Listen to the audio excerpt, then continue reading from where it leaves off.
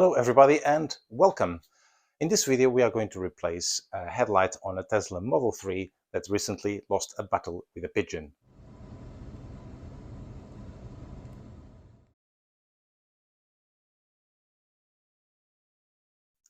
I guess that was a draw because the pigeon is no more.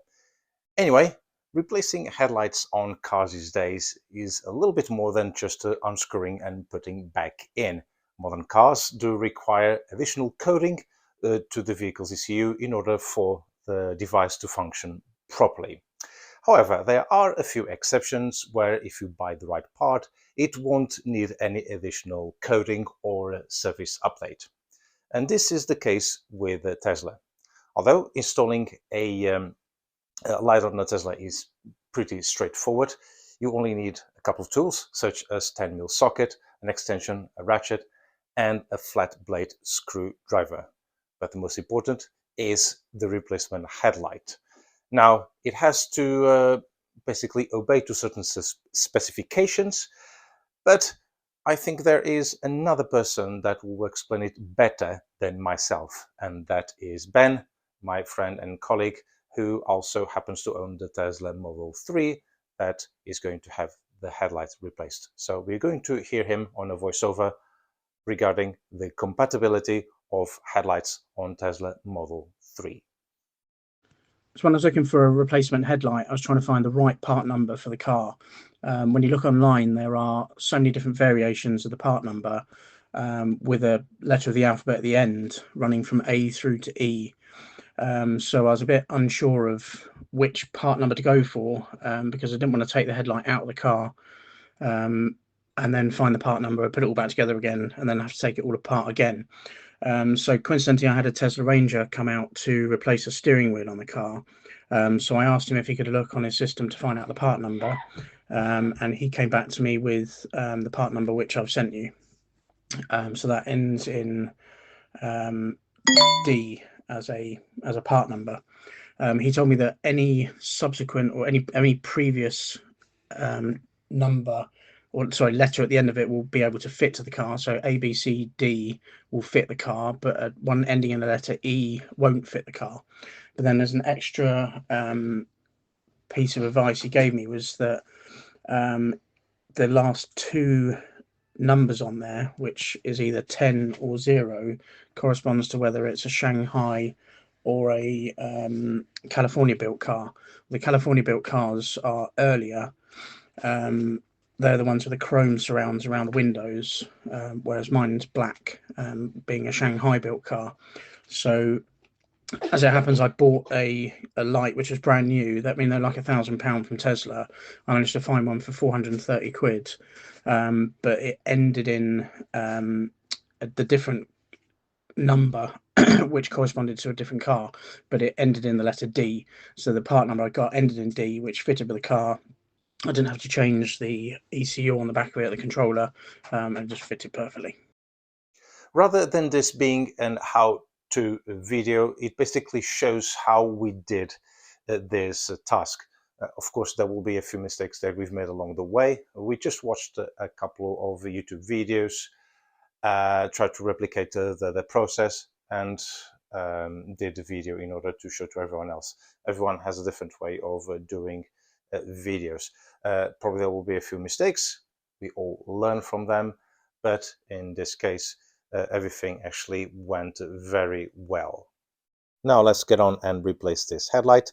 First, we open the frunk as it is commonly known and remove this plastic cover from here, and using a ratchet and a 10mm socket, we remove the several screws that secure the lining onto the car. Very easy process. I think there is about 8 of them, and very easy as well because all of the screws that you will find in this car are all 10mm size, reducing the number of tools that you would have to use. Another thing that is very important is to also disconnect the boot locking mechanism before removing the last 2 screws that retain the lining. There's a couple more screws here on the top as well, and everything else is free to go. Then I will start to remove parts of the bumper. There's also several clips in here underneath the bumper. They are basically plastic rivets. There are quite a dozen of them that are needed to be removed with a flat screwdriver, and then you just pop them up. Then it's easy to turn the wheel to the right, in this case, in order to remove the securing screws that secure the bumper onto the bottom of the bumper, the white bit with the bottom bit. And there's a few more hidden plastic rivets, and then that will give you extra access to the three screws that lock the headlight on to the chassis of the car. There are three of them, and they usually come very easily. Um, Access might be a little bit tricky, but you will be able to remove Yeah. all of them. Then the bumper will become a little bit more loose, but it is not all. You remove the last retaining screw of the headlight. I think it's total 4 screws that retain the headlight in place. And then you go to the back of the headlight, and using a flat screwdriver, you unclip that red uh, clip over there, and then you can disconnect the light from the rest of the car. Then it will be a little bit more loose to remove, but here we go, another screw that secures the headlight in place, and it needs to be removed, and hopefully now everything will be a bit more loose. Now there is a double clip in here. You can use a shim to pry it open, but I've used also a flat screwdriver to unclip the bumper from the wing, and in order to make the access a little bit easier, we also removed a few additional screws, screw the bumper onto the bodywork. That is a bracket that is very common to break. It was already broken before we removed it, so pay attention. Now the headlight will be a little bit more loose, and there you go. It actually comes up very easily. I must say that doing this job between two people is actually much easier, but you can do it yourself. And here is the old one where we compare the part numbers with the new headlight that it was purchased.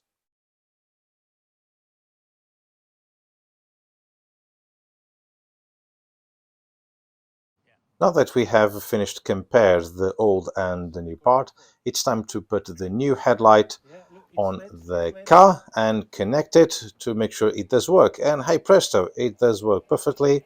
And we can see here the indicators are working as they should, as well as the coming home lights, the main beam and the full beam, everything working in order without the need to do any necessary coding or a service update.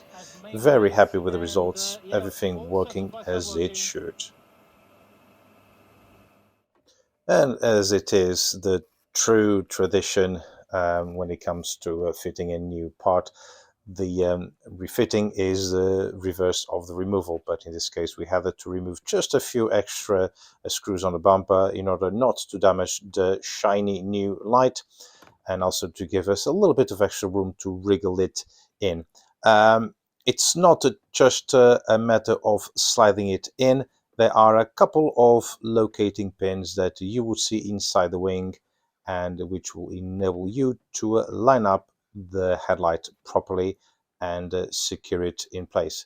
Just a little bit of wriggle room, and of course with an extra pair of hands it does make it much easier to remove and fit the new light. Just a little bit of a wriggle here and there, a few adjustments, and me underneath to have a look at it to make sure that the guiding pin from the headlight was lined up with a hole inside the wing, and everything is nicely and secured.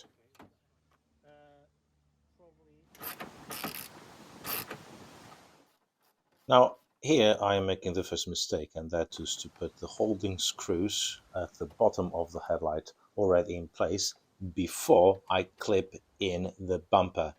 I foolishly put all of them back in without realizing it.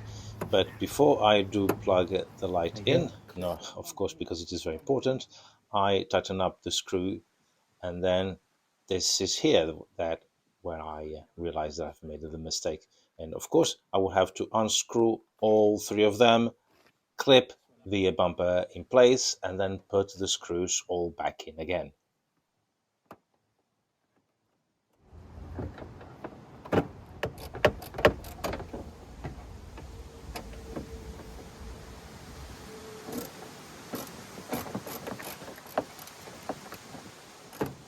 Now that all the screws have been removed, I can clip the bumper back into place and then fit the screws back in.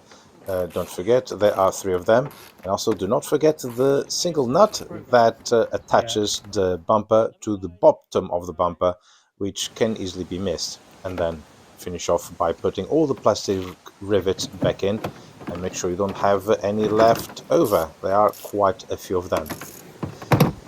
Following by replacing the boot or frunk lining. There are several clips here on the top that secure it in place. Make sure that you don't trap the cable that connects to the locking mechanism. It's also good practice to um, test if the locking mechanism works before putting the lid back in. And in the end, once everything is secure and the clips are all done, you then put the screws and tighten everything. Put the last one in. No, I think that's different looks.